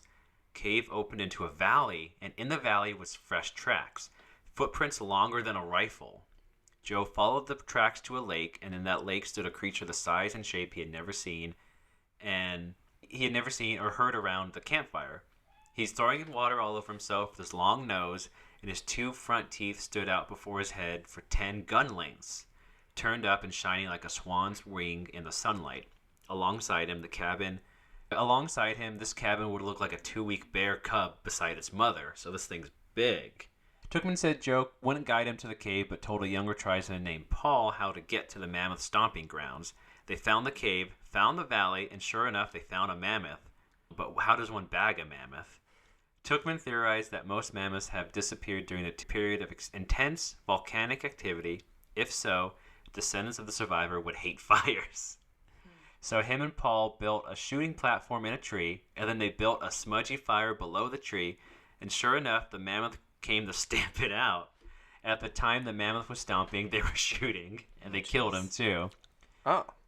It took weeks to skin the monster and cut out its enormous tusks. After measuring the internal organs, they left the valley with a trophy skin and tusks. Somehow they managed to descend the Porcupine to the Yukon to the Bering, and from there they made it to Seattle. Tookman wrote that his plan was to turn the specimen over to the British Museum, but a shy American millionaire bought it, had the skin stuffed, and presented it anonymously to the Smithsonian. He wanted no credit for his charity and pledged Tookman to remain silent until after his death. He had died in 1898, leaving Tookman free to tell a story. Mammoth stories are always worth reporting. This one appeared in McClure's, a publication largely devoted to serious stuff. The mammoth yarn was sandwiched between an essay by Governor Theodore Roosevelt of New York on the career of Admiral George Dewey, and the report from Paris on the trial of Alfred Dreyfus for alleged treason. So it's serious stuff, and then in between it's hey, this guy in the Yukon shot an elephant to death. Or a mammoth to death. Not only was Tookman's mammoth whopper stimulate arguments in saloons from Tacoma to Dawson City, it drew swarms of visitors to the Smithsonian. They wanted to see the creature that in one account had become as big as a governor's house, with tusks as long as the moral law, and a tail representing the main mast of a clipper ship. Told that the Smithsonian had no exhibit, there was no mammoth had existed for thousands of years, they were indignant with the Smithsonian. Finally, the Smithsonian's paleontology expert Charles Schuckert called a press conference. Him and representatives from McClure's explained that Henry Tookman was really an American short story writer named H.T. Hahn. McClure's editors had thought the fantasy was so apparent that they had no need to identify it as fiction. Oh, wow. So the mammoth's tale was not intended as a hoax, but as an interesting story without foundation in fact. Which sounds like a weird cop-out because it's If you have a magazine that's like, well, we really have dedicated to serious stuff and the truth, they're just like, oh, we didn't think the need to fact check anything. We just published it. Yeah. But so Smithsonian claims they don't have a mammoth, but who knows? Maybe they do. Because I've seen, Night at the Museum. They got weird stuff in there. Yeah. They got Tutankhamun's tablet that brings stuff to life. Mm-hmm. Yeah, dude. Hey, it's also got Ben Stiller, who I think is in Ice. Does he voice someone in Ice Age? I don't I know. don't think so. Oh, okay. I think so. That would be a crazy connection. So close. But yeah, so that was Henry Tuchman, or H.T. Hahn, as they're claiming, short story writer. Yeah. I read a couple short stories as well, and I really had to like look up, is this supposed to be fiction or is this a true account? And there were a couple that are just straight up creative short stories. And when you're reading something like that outside of its original source, or even if it is its original source, sometimes it is hard to decipher, oh, is this supposed to be factual or is this just a creative piece? Yeah, like Ice Age. Is it a documentary or is it a... Yes, Ice Age is 100% factual. It all happened. It's real. It all happened. Well, I have some other stories, or one story. This, I think, brings everything together. This Bernard Hoovelman's argument that I was so thoroughly moved by. Oh, man. You cried. I cried. Ice Age 2 made Jasmine cry. Bernard Hooverman's story made you cry. Yeah, exactly. And then my coworker at work throwing all my new food away that I just baked made me cry. Yeah. Oh, dude. Well, the majority of this podcast has been talking about legends of people encountering mammoths. And specifically Native American traditions or Native Russian traditions where they talk about that as well. And I think it's very important to bring up this fact, because if mammoths went extinct tens of thousands of years ago, I don't know if oral tradition can survive that long, because, and I don't know if this is 100% true, because On the Track of Unknown Animals was published 70 years ago and is dated in some parts. But I think this still is a valid point to bring up. There's a famous ethnologist and folklorist named Arnold van Gennep, and he's famous for examining different rites of passage in different cultures, but he also noted that memories of past events, if only transmitted through oral tradition, don't really last longer than 200 years. And if we're willing to give that, 200 years is, if we're going off a generation as 20 years or so, that's 10 generations of people before the story starts to fall out of memory. Yeah. I think that's a lot, but even if we were to bump that up to 1,000 years, a story could last that long. We're still talking about tens of thousands of years, supposedly, between when people interacted with mammoths and now they don't exist, right? Yeah. So to hold on to the idea of being attacked by a woolly mammoth, oh, it was so frightening that it's going to be remembered 10,000 years? I mean, that's us talking about Mesopotamia. Like, oh, you remember when a guy attacked a mammoth in Mesopotamia? No, none of us do. Yeah. Because it doesn't matter anymore. You know what I mean? So, to me, and to Hoovelmans, it suggests that these stories happened a lot more recent than 10,000 years ago. Yeah. Well, remember, I think the most recent... It was 4,000. Yeah, it was 4,000. Still, I think that's too long. Yeah. 4,000 years ago, Sure. that's 2,000 years Significantly before more. Jesus. Yeah, significantly more than the 200 Hoovermans is talking about. You know? And we're strictly talking about oral tradition. We're not talking about things that were written down. Correct. Because those last longer. In fact, we know what happens to legends and myths about woolly mammoths when people have not seen mammoths alive for thousands of years. They become giant rats and giant moles that live under the ground. So They're from the underworld. And then Hoovelmans brings up, is there enough evidence to assume that because the bodies are found in the tundra, that they lived in the tundra? They certainly died there, that's for sure. That's where their bodies are at. But if these environments are conducive to permafrosting a mammoth, how many things would actually live there where they could be permafrosted? Not much. And wouldn't it be more conducive to live somewhere else where you weren't likely to just freeze to death overnight? Probably. And he also brings up the point, too, we've found fossils and remains of animals in different locations throughout the world, and we don't assume that because they died there, that when they lived there, like when we find a fish on top of a mountain, we don't assume, oh, this fish breathed air and lived on top of a mountain. We assume that, oh, this area was once covered in water. So why would we assume that the tundra, where this animal died, is necessarily how the tundra was back then? In fact, there's a lot of evidence to suggest that the taiga and all of where the tundra is now was actually a lot warmer, and that the taiga stretched further north than it does now. And so one mammoth found in 1901 was a mammoth that was perfectly preserved in ice, and it's called the Berezovka mammoth. And so the scientists from the Imperial Academy of Science at St. Petersburg, they arrived. It was thawing. It was decomposing. It smelled horrible. Ooh. Bugs were eating it. It was crazy. Oh, God. But they found that it had been preserved with its last meal still intact. And it was plants that still existed in the region today. And specifically, plants and flowers that were in blossom in late summer, just before the winter hit. And they were typical plants of the meadow, plants that grow in the tundra, in the open areas.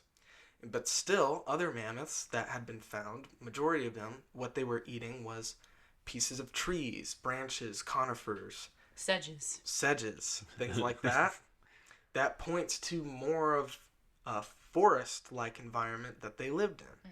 You think about these plants that were in bloom were only in bloom in late summer. Still warm enough to go out in the middle of the field, but some of them might have been grazing too long and then got permafrosted and died. Additionally, the mammoth skins that they found, like the perfectly preserved ones, they found that it lacked this sebaceous oil, like sebaceous glands. And what that means is your body produces oil. All mammals produce this oil called sebum. And that's what, especially in animals that are more waterproof, they create a lot of this sebum that gives them that oily look. Mammoths don't have that. Meaning that if a mammoth were to get wet and then be in a cold environment, all of their hair would freeze. But they're also covered in a thick layer of fat that kind of acts like blubber. So they were protected against the cold, but not necessarily just open air, like freezing. You know what I mean? Because like if the snow, the snow drenches it, then the snow melts and then it freezes again. The animal's screwed. Yeah. So where could an animal like a mammoth get away from the open air? In a forest. And so that's the point, is the taiga, which is the largest forest in the world. Again, 3 million square miles. They could live there without ever being seen. Ever. And there's some evidence to suggest some of the preserved mammoths found that were hundreds of miles north of the taiga, where the taiga is today, was probably where the taiga ended back then. So there's more evidence of that, but there is one report specifically from the taiga that occurred in 1918 that Houwelmans points to. And it occurred in 1918 but was told to a man in Russia in 1920. And it was actually a French consulate in Vladivostok. And I'm not sure, I feel like there's some context missing as to why this story was told to this dude. Because he was chief of affairs in the French consulate in Russia. And an employee of the Russian Asiatic Bank apparently just showed up one day on Mr. Gallon's lunch break and was like, "Hey, my brother's here. You want to talk to him?" And he was like, "Yes, I would love to." It's like I feel like there's some context, like why? Who is this guy? What? I just started my lunch break. I got an hour to kill. Bring him in. But his brother had spent 4 years in the taiga as a hunter. And he tells the story that on his second year there, he saw tracks that were 2 feet wide and 18 inches long, round, oval. He could tell it was a quadruped, meaning that it walked on all 4 legs. And the spacing between the front and the back tracks was 12 feet long. So it was a really big animal. And he followed the tracks as it went through some elms and found a large turd that was made of vegetable matter. Oh. And 10 feet above the ground were broken branches that followed along with the tracks. So he thought like this big animal was just shoving its way through. And it was late autumn, and he followed the tracks for a few days, determined to see what the animal was. He wasn't like prepared to take this thing down. He had one rifle, very limited ammo, wasn't like ready to take down whatever this big thing was. He also found a second pair of tracks that came down from the north and joined the first one. Oh. So now there was two walking together.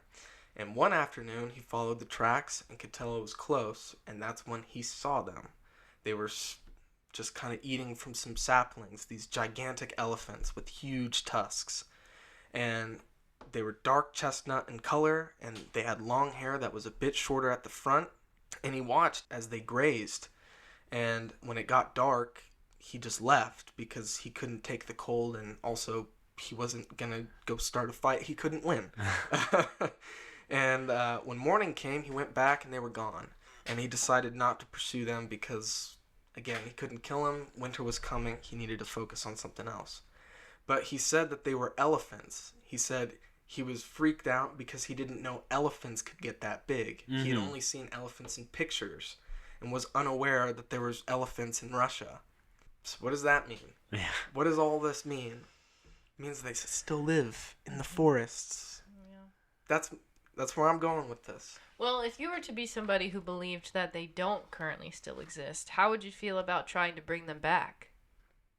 I think, yeah, do it. Do it? Yeah, why not? Let's tamper in God's domain. Well, someone's doing it. Yeah, apparently. Yeah, we've got Colossal Laboratories and Biosciences. They have a de-extinction project where they plan to, quote, restore the past for a better future. So I read almost their entire website.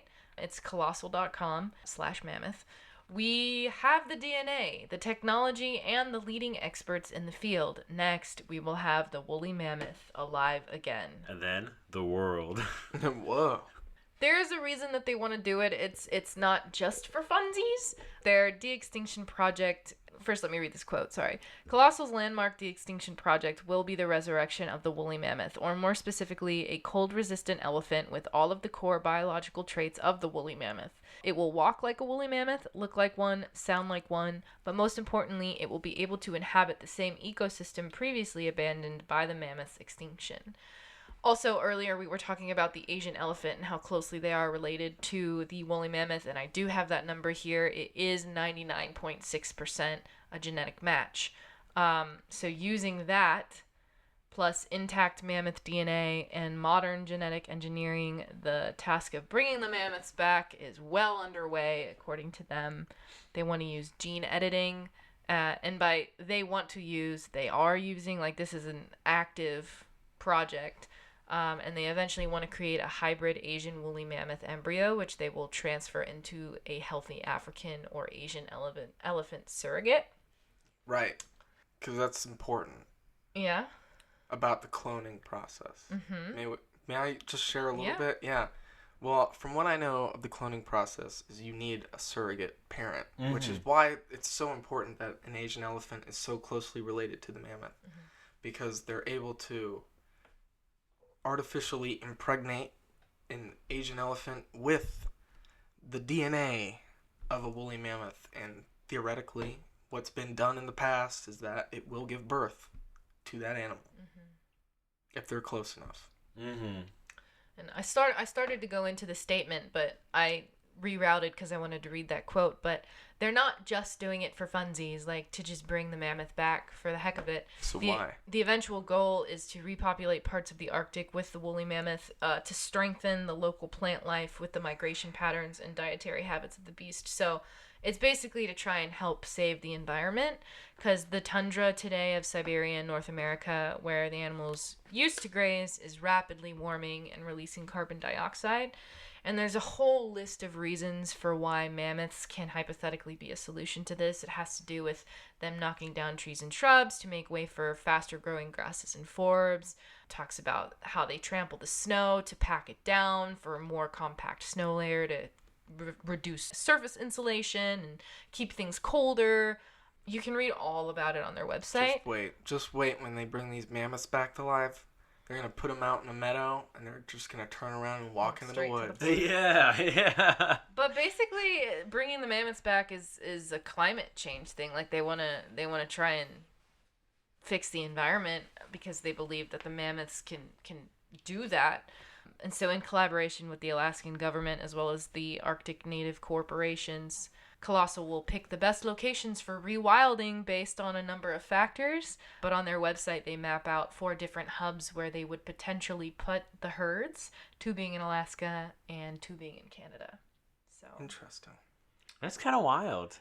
it is. And then there's a fun fact, because obviously this sounds a lot like Jurassic Park, but would you know the dino DNA sequence that's featured in the Jurassic Park book was actually E. coli DNA that George Church, who is the leading scientist for Colossal, analyzed in 1978. So they are connected. Yeah. Jurassic Park and this project. Man, just bringing a little bit of chaos theory too, and just like Eli was saying, it's the chaos theory is going to be like, so we made the mammoths, and where you have this whole plot planned out where they're going to go up here and trample this, and then they're just going to go to the left and like walk into the sea, and just like, oops, that didn't work. And I don't know, it's just crazy because it's just like that thing of like, I don't know, nature said, hey, listen, woolly mammoths, you're great, but you've had your time in the sun, goodbye. And now we're like, well, we're going to bring them back, but like I said, I don't know, maybe ancient man knew something that we didn't. Maybe they're very smart. Maybe they do have a bloodlust that science can't account for, Yeah. Maybe they live in the woods. Yeah, right? It's just like, hey, so they're going to do all this in the tundra, and like, oh, they just walked into the woods, and we can't find them now. Oops. Dude, I can't wait. Also, the big stack of guns is missing, too. Oh my god, they know how to operate them with their tusks and their noses. Dude. That's it. That's the next, like, A24 movie. Yeah. Mammoth. They bring him back to life and they start using guns on people. Yeah. And it turns out they have telepathic control over bears too. Yeah. Oops. Oh man. I want to bounce off of what Jasmine said so I found that there's the Woolly Mammoth Revival as well, which sounds like a good band name too. They're called Revive and Restore, but the website's reviverestore.org. 2013, Revive and Restore organized the first public meeting on de-extinction to bring together scientists across the globe working to revive lost species. Was Church there? That I'm not sure. I'd have to look a little further because I just found this one page and it starts off interesting and then there's a bombshell at the end that I'm God. Like, just a funny bombshell. But so the woolly mammoth and passenger pigeon are merged as the first as many species we would focus on. It seemed like very... Wait, read that again for me? The woolly mammoth and the passenger pigeon emerged as the first of many species we would focus on. So a pigeon.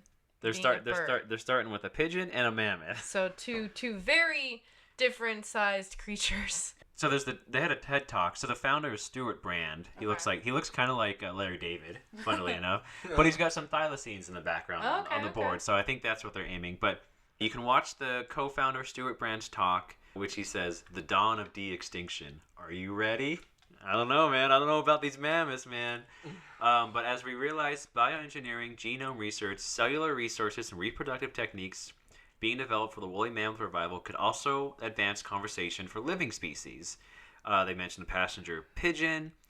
They mentioned the black-footed ferret and the Przewalski's horse. Look at this ferret, though. I don't know if he's extinct, cutie.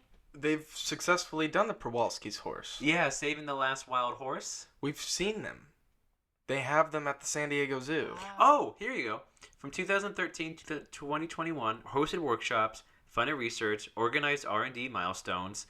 In 2021, the for-profit bioscience company Colossal established ownership of the Woolly Mammoth Project. So I guess that's... There it is. And so they say, we're proud to have helped lay the foundation for the Woolly Mammoth Revival over the past 9 years. We look forward to sharing our knowledge and support this grand vision. Ryan Phelan, co-founder, executive director. And then here's an image of Stuart Brand and George Church, Colossal's co-founder, explore an ice tunnel in Siberia's permafrost during the filming of, and this is the title, this is the bombshell, We Are as Gods. Oh, jeez. And that's where I'm like, okay, now we're getting into the territory of like, yeah, we want to conserve, we want to bring them back, but also we spit in the eye of God himself. Dude. And it's just like, hey, listen, I think that's where the mammoths are going to come in. It's going to be God's revenge.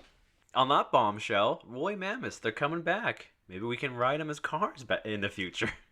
And you know, I'm not 100% convinced that all these environmental reasons they say that woolly mammoths can help. I don't know. It's like it's I really feel like- flimsy what they're saying. Yeah, Like I they're gonna eat the grass and they're gonna step on it and it's gonna be great. Like Hey, that's it. I told you the whole thing is laid out on their website, and I've got it here I in know, my notes, but it I just didn't seems read it. like these people wanted to bring mammoths back to life because we could, and then they were like, well, we need to secure funding, and no one's just going to fund, like, a fun project. Yeah. So you need to have some sort of... Conspiracy. I don't know, man. It goes back to Jurassic Park. Yep. And Jurassic Park literally said it. Just because you can do something doesn't necessarily mean you should do it. Yeah. And I don't know. That's history. That's all what history is, right? Someone was like, I'm gonna do this thing. It's Yeah. like, oh well, oops. oh, oops. You know, talking about Siberia, we got Rasputin out of Siberia as well. That went well for everybody. Yeah. Well, I definitely think the whole conversation is very interesting. The idea that the mammoths are still out there somewhere, but then at the same time trying to bring them back, and then speculating about what was true about when they were here on, you know, the steppe tundra or not. And this was a very, It was a very, doozy. very dive in episode for me, and I feel like I learned a lot, even if there's questions behind some of it. Morally questionable content. Yeah, I felt like I was learning, and that's what I want to do with this. So I was very excited for this episode and had a lot of fun with it. It was good. It was a hell of a start for 2024, folks. I hope you enjoyed it. Yeah, I guess this is us signing off. Yeah, we're gonna. No, go get we got more sightings. Yeah, I got So- two no, more just pages kidding. of notes. Actually, no. Yeah, it turns out they're gonna revive pterodactyls too. I mean, truthfully, I do actually have like 3 or 4 more pages of notes, but it's all stuff I've decided not to talk about for time. So The big meaty episode, almost like a big mammoth burger, which we'll be eating in the future too. Anyway. yeah. This is one of the longer episodes. I have a list of all the longest episodes. Yeah. The top 10, This will be in it. possibly. We'll see. Mammoth-sized episode. But let's sign off, shall we? Yeah. Thank you for listening, everybody. We hope you had happy holidays, happy new year. Looking forward to 2024. If you didn't know or need reminded, we are going to be making an appearance at Small Town Monsters Monster Fest later this summer. Monster Fest 2, baby. So make sure you're prepared for that and get your tickets. If you want to follow us, you can follow me on Instagram. It's Jasmine Maywith, JasmineMaewith. What about you guys? I'm Alex Daikaiju. You can find me on Instagram at Alex Daikaiju. Alex Daikaiju. Make a lot of comics in my free time, a lot of art. I just had a new project come out with my group of friends, the Toilet Crew. We did 2024 is the year of public domain Steamboat Willie. Oh, jeez. Yeah. So we got to do a Steamboat Willie public domain comic. I'm very proud of it. And it's the first official Steamboat Willie public domain thing ever because it came out January 1st, baby. Oh, no Nice. way. Yeah, we were ready, man. We were ready. So you can find all of my stuff there. I've been posting comics and posting art. And I just want to say, man, I'm thinking about that medicine man who got eaten by a mammoth and he got pooped out. Mm-hmm. And all I can imagine him saying is, I thought they smelled bad on the outside. And who are you, sir? My name is Eli Watson. You can follow me at the Eli Watson. And watch his newest series. Oh, yeah, I could pitch that. Yeah, so the new series, I'm working with Small Town Monsters. Most of my documentaries come out on the Small Town Monsters YouTube channel. I'm working on Bigfoot, The Road to Discovery, which follows the adventures of the Olympic Project there in the Olympic Peninsula in Washington. Sick. So yeah. 5 stars. 5 out of 5. 10 out of Thanks. 10. I Would tried recommend. something different. Yeah. Tried to be chill with this. I was tired. Tired, and you only eating half a mango today. We're gonna get you some Not food. even. Oh, I know, it's more like a quarter. Yeah. All right, everyone. Thank you. See you later. Woohoo!